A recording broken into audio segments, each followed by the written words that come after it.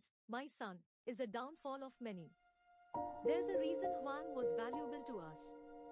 His expertise is unmatched. Jimin, skeptical, you want me to bring Hwang back? He left for a reason. Mr. Park, leaning back, sometimes, in our line of work, we need to revisit the past to secure the future. If Hwang is with us, rebuilding our network will be a piece of cake. Without him, it'll take time we can't afford. Jimin, grudgingly, fine, I'll talk to him. But don't expect miracles. As the meeting concludes, Jimin leaves, a storm of conflicting emotions dragging with him. The living room is transformed into a heaven of warmth and comfort. Soft cushions surround Mr. Hwang and Vine as they sink into the plush couch, a ball of buttery popcorn resting between them. The television flickers to life, casting a gentle glow across the room. Mr. Hwang, smirking, now, Vine, I've got the ultimatum piece now. It's not a movie night without popcorn. You're the best. They both reach into the bowl simultaneously, sharing a playful moment as their fingers brush. Laughter fills the room as the movie begins, its captivating scenes drawing them into a world of fantasy. As the movie progresses, the living room is filled with the ambient sounds of laughter, the occasional crunch of popcorn, and the shared enjoyment of a cinematic escape. Mr. Hwang, chuckling, remember when we used to watch these old classics on the night? You insist on watching the same one over and over. Vine, teasing, hey, those classics are timeless. And besides, I think I have a better taste in movies now. Mr. Hwang, pretending to be offended, better taste. I'll have you know my movie choices are impeccable. Vine playfully rolls her eyes, and they both burst into laughter. As the movie reaches a poignant moment, Vine steals a glance at her father, finding comfort in their shared presence. Vine, softly, Dad, do you ever miss the old days? Mr. Hwang, reflective, sometimes, sweetheart. But then I look at you, and I realize these moments, right here, are the best days of my life. They share a tender smile, the unspoken bond between them speaking volumes. Suddenly, the tranquility is shattered by the sound of screeching tires. A convoy of sleek, black cars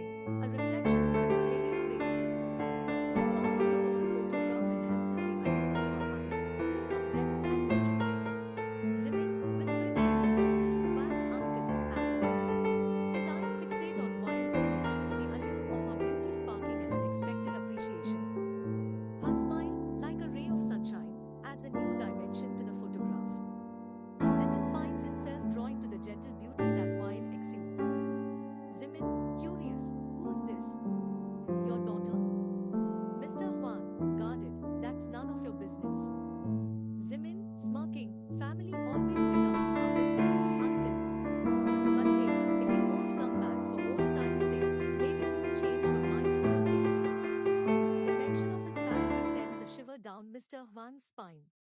He clenches his fists, a storm of conflicting emotions playing on his face. Vian, hearing the tense exchange from her room, inches closer to the door. Fear and curiosity intermingle as she listens, unaware of the shadows that continue to encroach upon her father's past. Mr. Huang, defiant, you stay away from her, Jimin. This is my fight, not theirs. Jimin, smirking, you always were a stubborn one. But remember, uncle, old debts have a way of catching up. Think about it. Jimin locks eyes with Mr. Huang, who stands firm, his resolve unyielding. Jimin, uncle, I know you left for a reason, but times have changed. We need someone with your expertise, your finesse. The DRG network needs a leader who understands the balance between power and discretion. Mr. Huang, shaking his head, I can't, Jimin. I won't jeopardize the life I've built for my daughter. Jimin, leaning closer, think about it, uncle. The money, the power, it's all waiting for you. You can give your daughter a life she never dreamed of. Mr. Huang's jaw tightens as he contemplates the offer. The allure of the past pulls at him, but the image of Vian's smiling face holds him back. Mr. Huang, defiant, I won't sacrifice her innocence for a life she doesn't deserve. Jimin, displeased but not surprised, smirks knowingly. Jimin, walking away, you're making a mistake, uncle. You can't outrun your past forever. With a final lingering gaze at the family photo, Jimin leaves the room, leaving Mr. Huang alone with his thoughts. As the door closes, Mr. Huang takes a moment to compose himself. He looks at the family photo, the weight of his choices evident in his eyes. Vian cautiously steps out of her room, her gaze meeting her father's troubled expression. Vian, softly, Dad, who was that man? Mr. Huang, sighing, someone I used to work with, a long time ago.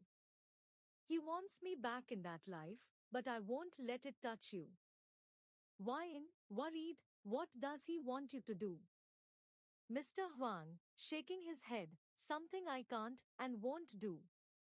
I'll find a way to handle this, Vian. Weeks pass, and an unsettling atmosphere envelopes Mr. Huang's house. Unbeknownst to Vian, Jimin has been keeping a watchful eye on her. From a vantage point in a building across the street, he observes her daily routine, the shadows concealing his intent. The sun hangs low in the sky as Vian walks back from the grocery store, bags in hand. Oblivious to the impending danger, she steps off the curb, absorbed in her thoughts. At that very moment, a car accelerates towards her, the driver distracted by a momentary lapse of attention. Before fear can fully register, a strong hand pulls Vian back to safety. The screeching tires echo as the car speeds by, narrowly missing her. Vian, gasping, oh, my goodness. Thank you so much. As Vian looks up, she sees Jimin standing before her, an unreadable expression on his face. Jimin, stoic, watch where you're going, princess. Streets can be dangerous. Vian, grateful, I know, and thanks again. I wasn't paying attention. Jimin's gaze lingers on Vian for a moment longer, a flicker of recognition crossing his eyes. Jimin, softening, be more careful. I wouldn't want anything to happen to you. Vian, do I know you? Jimin, I am Park Jimin. Vian, Huang Vian. Thank you for saving me. With that, Vian bows and Jimin turns and walks away, leaving Vian both relieved and puzzled by the encounter. Later that evening, Vian recounts the incident to her father, still shaken by the near miss. Vian, Dad, it was so strange. This guy, Jimin, saved me from being hit by a car. I've never seen him around here before. Mr. Huang, guarded, Jimin, you said? Vian, yeah, do you know him? Mr. Huang's expression tightens, his mind racing. Mr. Huang, carefully, no, I don't know him. Just be cautious, Vian. Strangers can be unpredictable. One evening, as Vine is in her room, Jimin stands at the window, his gaze fixed on her silhouette. The dim light casts an airy glow on his face. Jungkook joins him on the rooftop. The city sprawls beneath them as they look down at Mr. Hwang's house. Jungkook, curious, Jimin, what are you doing this? Jimin, watching the man. Jungkook adjusts the angel of binoculars Jimin holding in his hand. Jungkook, the man, is walking in the garden. Why watch her from afar? Jimin, cryptic, there's something about her. I am getting over her. Jungkook, raising an eyebrow, have you lost your edge, Jimin? Why not go down there and talk to her? Jimin remains silent, his eyes never leaving Vian's window. Jungkook, smirking, you've been doing this for weeks. It's not just curiosity, is it? Jimin, guarded, she's Hwang's daughter. Jungkook, surprised, Hwang? The one you offered to rejoin the business? Jimin, nodding, yes. You know, Dad's rule we can't afford to date someone from family of the person who works for us. Jungkook, but Mr. Hwang is not working for you. You can talk to her. Jimin, but for setting up DRG network. I need Hwang, uncle. I can't afford my personal life to make loss in business. I have to do something to make him join back. Jungkook, then marry her. Jimin, what? Jungkook, yeah. Marry her. Her father will get ready for his son-in-law. And the dating rule will also not be broken.